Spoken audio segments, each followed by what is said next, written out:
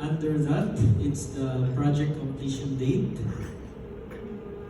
And then the tricky part is the project summary, which should strictly be only consisting of 150 words. So, dapat may word count.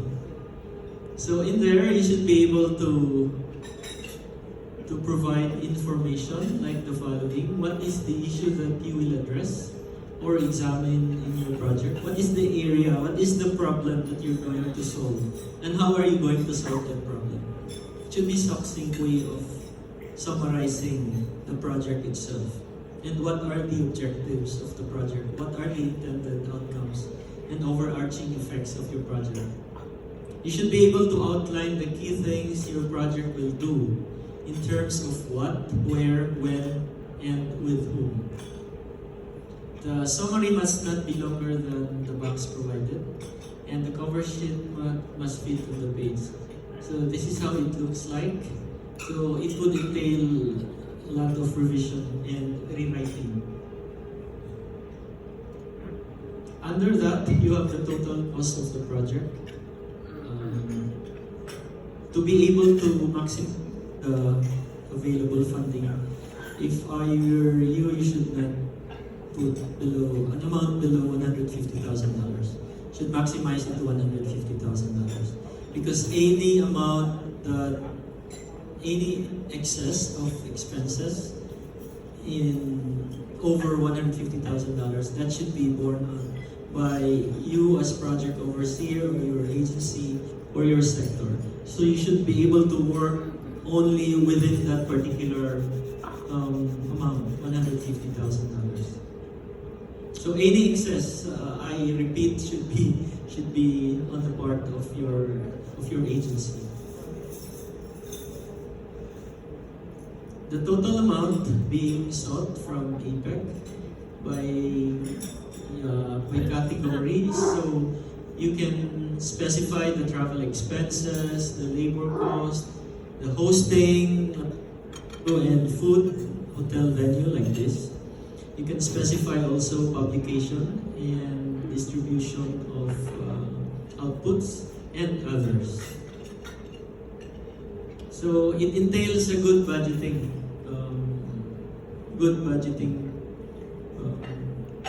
preparation. So at the bottom part, you have the name of the project overseer, the title, the organization, the postal address, the telephone number, and most importantly, the email. Because we work with Apec by emails only. Any questions so far? Yes, ma'am. And use mic.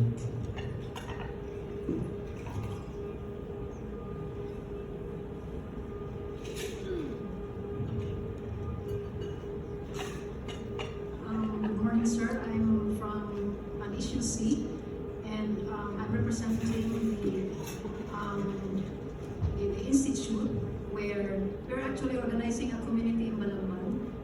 And then I would like to ask if where to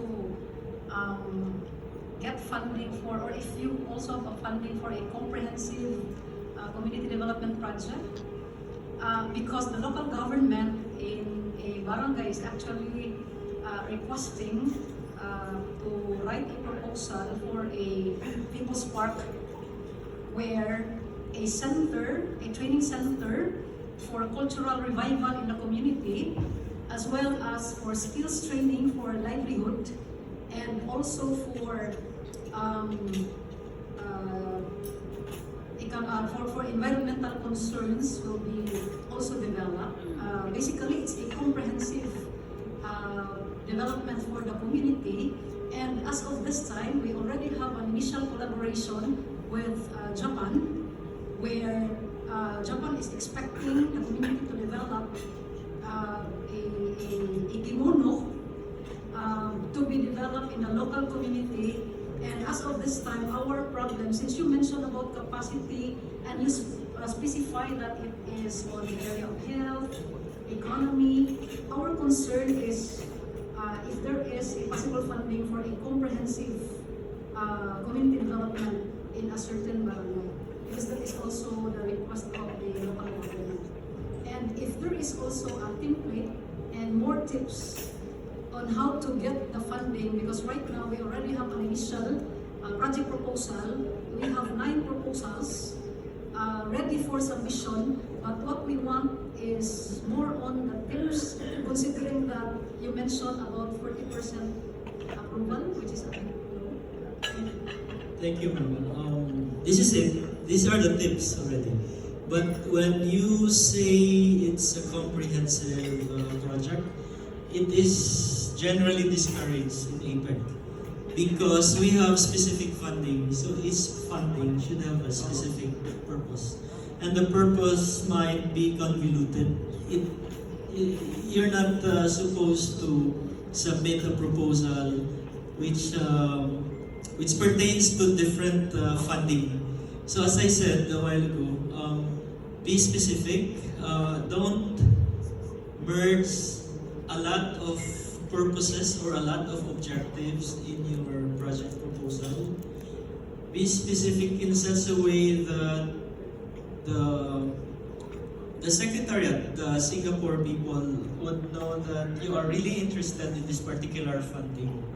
Because if you're proposing something which is very comprehensive, like community development, it might confuse the people who are going to rank the project proposal, because they would say, what do they really need and then what do they really want? If you want skills training, then focus on skills training. If you want to learn from other economies how they constructed or established playgrounds for kids with disabilities, for example, be specific to that. Because if you convolute your funding proposal with a lot of concerns, I don't think that would pass. As shown by experience, those proposals merge a lot of ideas, don't merit approval from the forum, from the project directors. So as I said, just advise, be specific, and then know the limitations also of the project proponent. Because you might get funding for a lot of concerns, but do you have the manpower? Do you have people who will implement? Do you have people who will assess the effectivity of the project, especially after the project?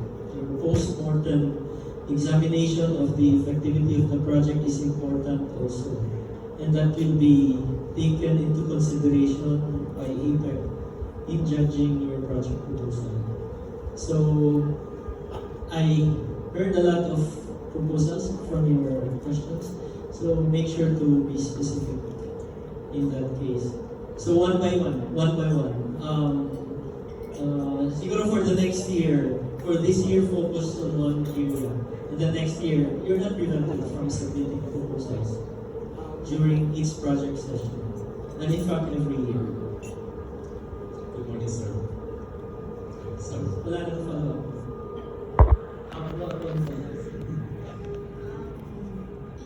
You mentioned different government institutions like DTI, but I have not heard about TESDA. Because there is actually a great need in Singapore and in China on kindergarten teachers. And I am from the College of Teacher Education. Our training, because there is a great demand for teachers in kindergarten, for those who are not prepared for kindergarten teaching, they can just be trained. However, the government in Singapore, for example, automatically would approve if the certificate is TESDA certified. However, when we check on TESDA, it seems that the process of getting accreditation on even private institutions, people handling training on teachers to teach in kindergarten, the certificate is, of course, that can be easily handled by private institutions, even private institutions. But the accreditation of the training from TESDA, it takes so much time. I don't know if you we can also collaborate, or if TESDA is part of this kind of collaboration, Yes. we want to Yes. also fast track. That might be a good idea for a concept note and a project proposal to capacitate TESDA with regards to accreditation of teachers for foreign employment. TESDA is part of the working group in Apec called Human Resource Development, together with DepEd, CHED, DOLE, DTI is there, of course, because when you say skills development, it pertains to economic growth and development. The DFA is part also of that working group. So TESDA is very active. I thought TESDA is here also. Anyone from TESDA here? No, we don't want to put you on spotlight, but maybe you can just look for that attendee from TESDA. TESDA is very active within Apec, and they are part of the human resource development. So I propose that when you submit your concept note on this particular study, you have to engage with DepEd as well, CHED, DOLE, and the DTI. Yes, sir. Yes, sir. Good morning. I'm Mr. Andrew Bukantalan from Guimaras State College. I think we have heard about the tragedy that happened to Guimaras last August 3, 2019, and of course there was the main the means of transportation from Guimaras to Iloilo, of course, the boat, and it is a part of the culture of Guimaras. By the way, after the tragedy, that the DOTC decided to hold or to stop the certificate of public convenience of that wooden boats. So the Gymnastic College in its part has an ongoing proposal or research together with the DOST as research space, and of course the trimaran boat, that is a modernized boat. Is it qualified for the concept of this of the APEC? So APEC funding is only for capacity building purposes. But since it's capacity building, we cannot procure anything, equipment, computers, even the management of a website, online activities. You are not qualified. You cannot apply for funding. But when you say you are proposing a workshop or a seminar for DOTC, or you are proposing a compilation of best practices around the APEC region as far as safety, navigational safety is concerned, or improving the capacity of the Coast Guard, that can be funded. But when you say procurement of goods, it's not allowed. But maybe you can develop that idea into something which is only for capacity building project or purposes. Yes, ma'am.